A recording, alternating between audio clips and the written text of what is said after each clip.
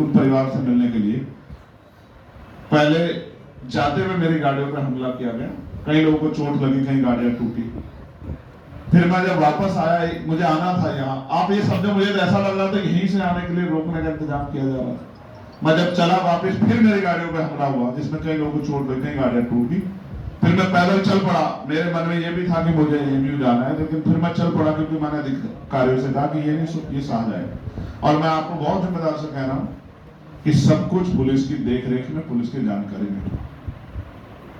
जिनको हम रक्षक समझ रहे थे आज वही हमारे खिलाफ खड़े थे। क्यों?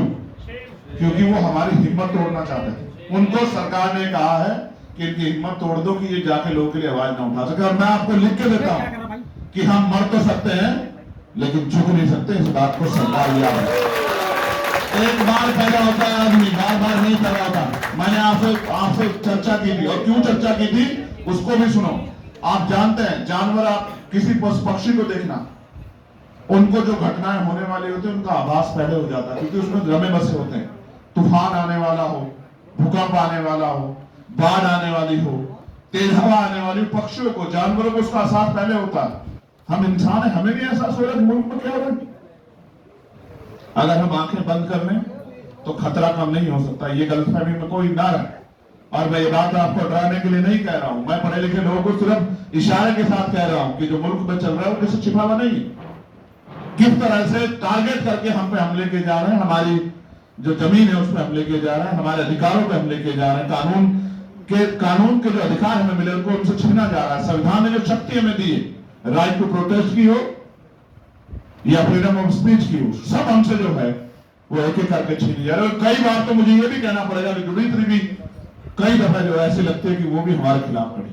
उसके कई ऐसे फैसले हैं जिन पे चर्चा होनी चाहिए देश में कि क्या ये फैसले मेरिट पे है या ये फैसले जो है किसी को खुश करने के लिए दिए गए। और मैंने हमेशा हर एक फैसले के खिलाफ खड़े होकर कहा है, क्योंकि सुप्रीम कोर्ट में भी जो लोग बैठे वो भी इंसान है, हाई कोर्ट में जो लोग बैठे वो भी इंसान है।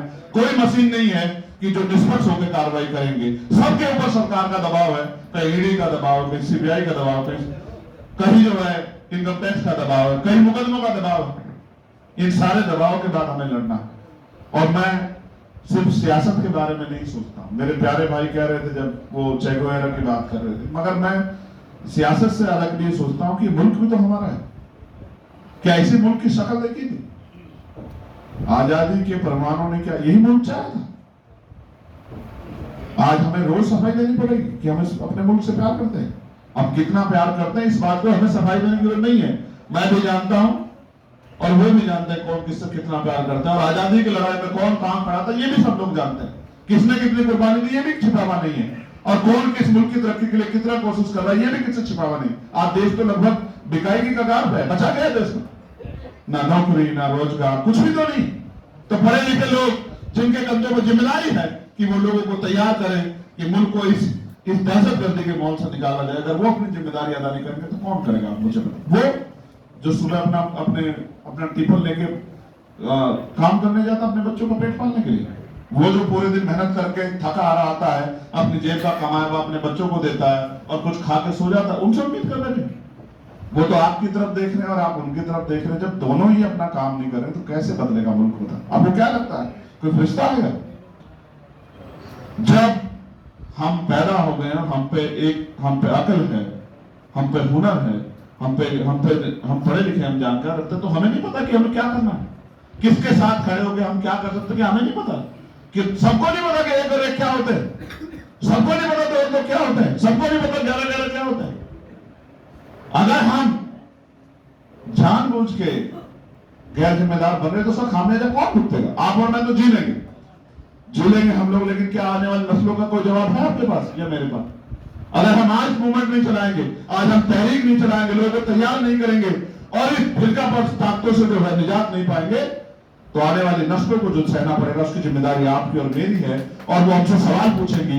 एक भाई हमसे सवाल पूछना चाहता था, मैंने कहा मेरे बराबर बैठो और पूछो, मैं माला से स्वागत करूंगा तुम्हारा जब तुम सवाल पूछोगे। लेकिन आप और मैं जानते हैं कि सवाल को पूछने की शक्ल क्या होती है। सवाल को पूछने वाले लोग इस तरह का व्यवहार नहीं करते।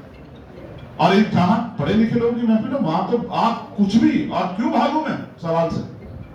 जिस सवाल को पूछा गया सवाली भाई जवाब गवाह है, कि वो सवाल ऑलरेडी हमारे ग्रुप में आया था और उस ग्रुप में मैंने उस सवाल का जवाब दिया था। सुभाष भाई भी इस बात के गवाह हैं। क्या मैं गलत कह रहा हूं? बताओ ईमानदार से। आप तो इस्लाम को मानने वाले, बताओ झूठ तो नहीं बोल रहे हो? मैंने उसका जवाब दिया था, मगर मैं जानता हूं कि आपकी मेरी एकजुटता से और यहां होने वाली चर्चा से किसको तो मुसीबत है मैं जानता हूं। इससे कुछ छिपाने वाली बात नहीं।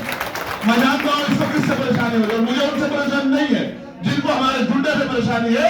मुझे उनसे बिल्कुल परेशानी नहीं है, क्योंकि उनकी मेरी लड़ाई ही नहीं। हम उनके खिलाफ लड़ रहे हैं जो सत्ता में बैठे, ताकत में बैठे और जो इस देश को चुटकी चुटकी करके खत्म कमजोर कर रहे हैं। मेरी उनसे लड़ाई थोड़ा ये जो मुझसे लड़ना चाहते हैं। मैं फिर आपसे कहूंगा, आप और मैं बैठ के फैसला करें। आप और मैं कुर्सी से कुर्सी सामने लाएं। आप और मैं कागज लेके बैठे और एक दूसरे से पूछें कि मैं आपके लिए क्या कर सकता हूं और आप मेरे साथ कहां तक चल सकते हैं। मैं क्या महसूस करता हूं इसको मैं रैली में नहीं बता सकता हूं, और आप क्या महसूस करते हैं आप इसको मंच पे जाके नहीं बता सकते हैं।